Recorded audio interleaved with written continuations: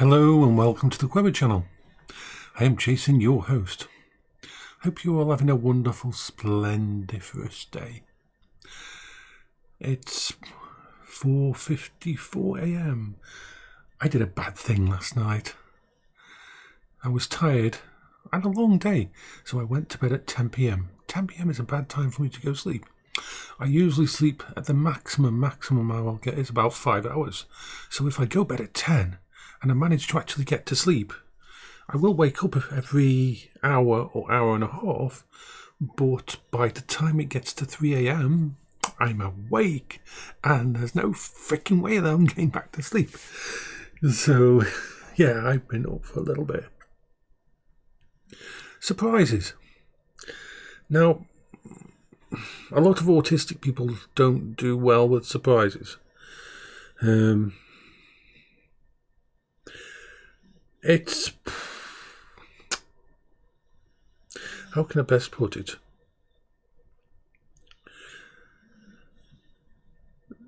Our brains need to prepare. Our brains don't like a change. Whether that's a positive change or a negative change, we need to know. The people that know me, the people that come to visit, always let me know. When Brit is coming here, he shares his Google positioning as he's coming here, so I know when he's going to arrive, so it isn't a surprise. I love Amazon because 99% of the time I can track a parcel when it's going to arrive. I can know when it's going to actually come here when so I don't get the surprise of it coming to the door. Now, sometimes I can handle surprises. It isn't a red line. It depends how my brain is, how much sleep I've had, what kind of surprise it is. So I have to be very careful. I'm very lucky to have people around me that know this, that keep me informed when they're going to visit. They don't just show up and freak me out. Surprises, both good and bad, can cause my brain to just...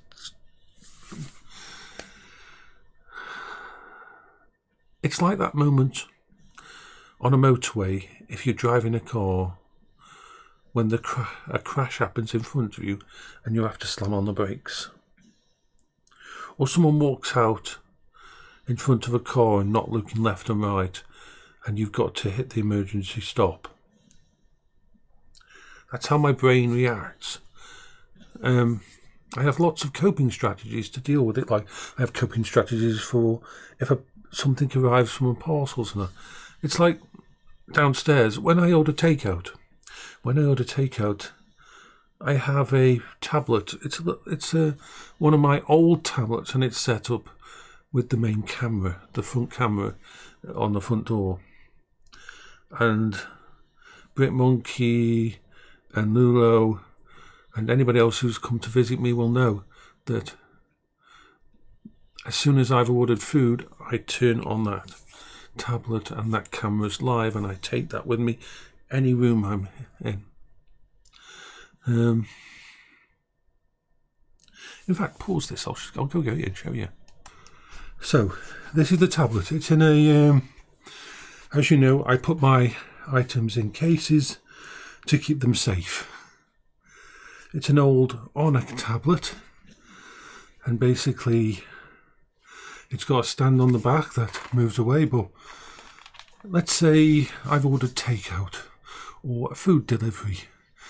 I can sit downstairs with the dogs in the living room.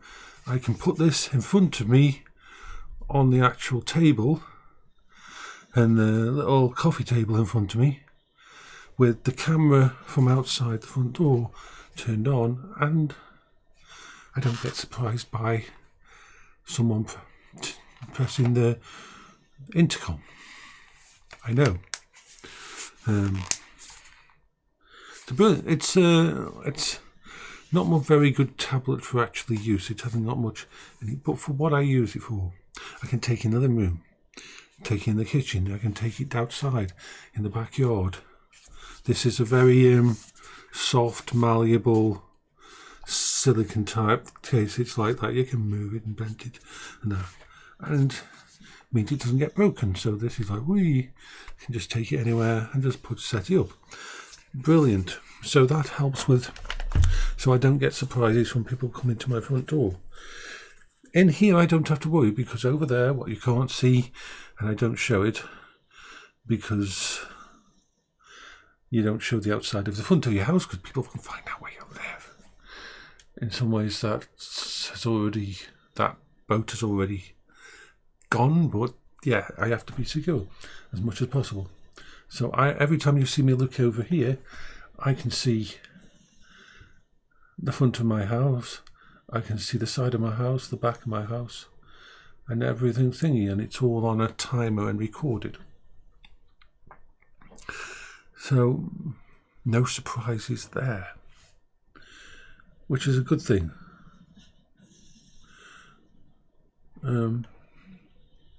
But my friends do have permission to give me surprises, because I trust them to know enough to the surprises that they would do. It's good for me to have a surprise now and then. Now, for those that don't know, my housemate has moved out. Purely positive thing. She's found someone to be with that she wants to be with, and they're fucking awesome, amazing together, and I am so happy for them. And so she came up yesterday to actually just pick up the rest of her stuff, turning that bedroom now into a guest bedroom. They plan to come down, both her and her partner, when the weather's a little bit better, and we'll have a little party in the backyard. And of course they can stay overnight. And of course when Britt comes now, he doesn't have to sleep on the sofa downstairs. He can sleep in the guest bedroom. Of course, Zach at the moment is sleeping on there. I've given up. Every time I made the bed. I made the bed yesterday, put the duvet back on, made it all nice and tidy and fine, and go downstairs, come upstairs. Zach runs upstairs and goes into that room, and the entire duvet has been moved up into the corner into a little nest, and he's either underneath the duvet or underneath the pillows. So yeah, that's where he is at the moment.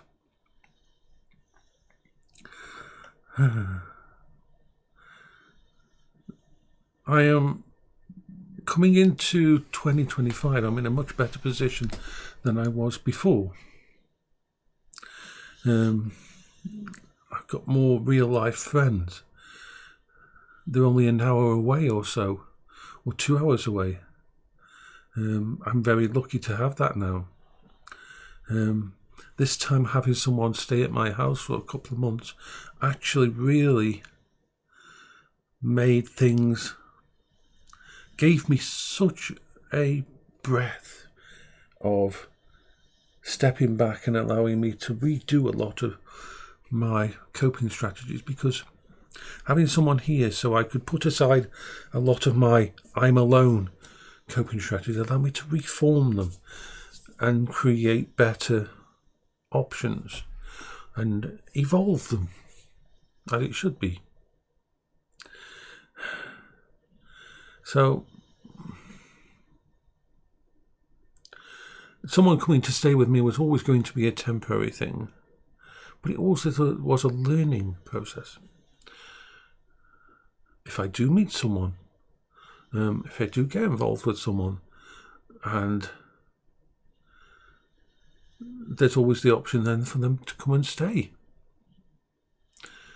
It's kind of kick-ass to have the option now and everything's set up right. Me, I prefer to sleep in this room with my sofa bed. This sofa bed here. Hello there, Bertie. Yes, good bit Bertie's doing. Bertie's all fun. She's just, yeah, it's a bit early for you, isn't it, baby? You can have your resty, sleepy time. Although I want to love now. Now I want to love. He'll say, you gave me a love once, you've got to give me a love 100 times now.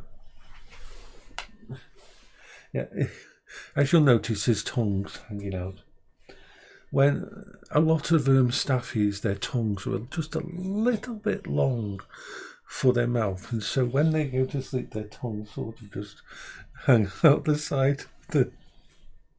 He's adorable. That's a good boy, aren't you? Yeah. Good old guy. So, why am I talking about surprises? Because when Lulu got here, she brought presents from her partner. And I haven't had presents that are wrapped, that are gifts, for years and years and years. And decided straight away that I'm not going to open them before Christmas Day. This is a surprise I can handle.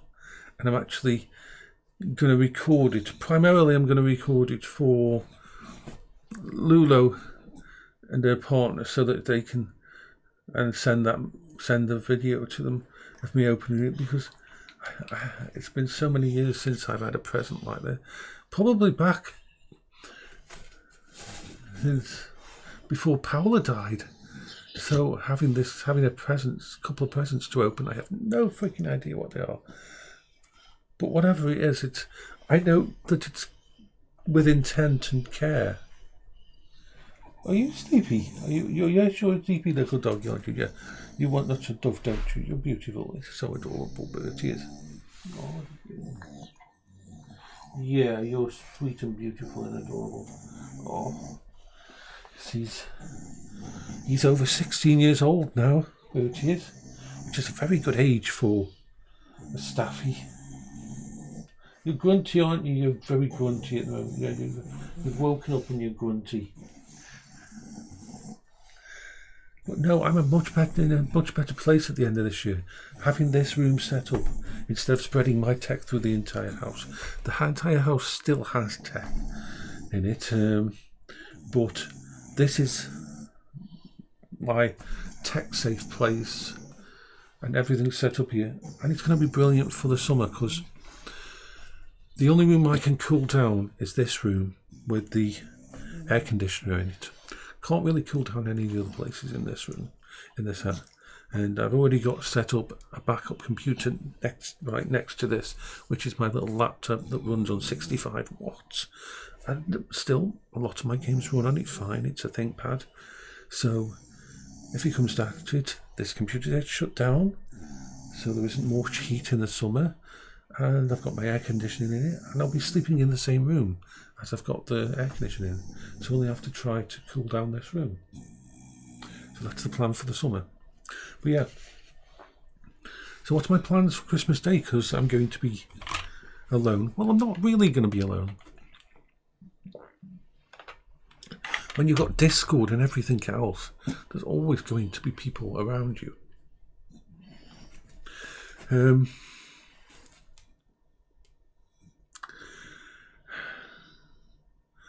How can I put it?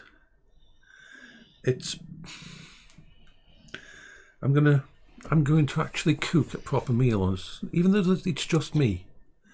I've got a little turkey breast joint, with bacon on top of it that I bought a while ago. It was going to be for me and Udo, but I'm going to cook that up on Christmas Day. I bought in some leeks, some potatoes, some carrots. I'm going to cook a proper meal. Got some pigs in blankets. That's a UK thing. Look it up. Basically sausages with bacon wrapped around. I've got some roast potatoes, and I'm going to cook it all up and I'll probably actually, I think what I'll do is actually probably make 3 meals or 2 meals, 2 complete meals, and one I'll wrap up in foil and reheat it later in the day. So I'll have a lunch, and then I'll have a tea, and I'll have a Christmas meal, a proper Christmas meal. And yeah, I'm feeling very positive about life in the future now. There's always challenges on the horizon, but I am very lucky to have wonderful people in my life.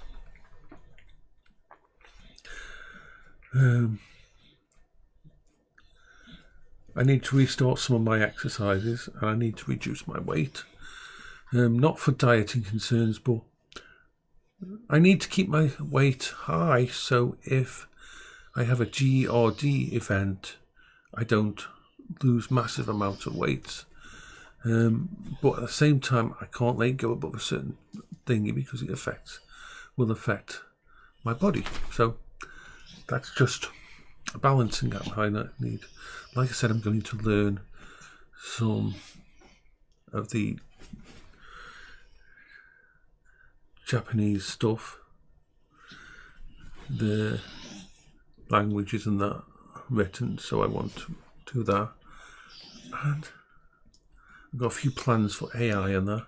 I'm still working out AI. I'm still working out the best. I've been testing lots and lots of large language models and seeing what the options are.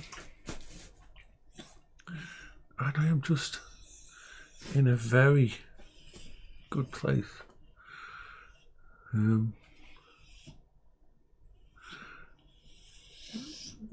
It's kind of funny because what I class as a good place, most people would think, oh my god, how did you deal with this?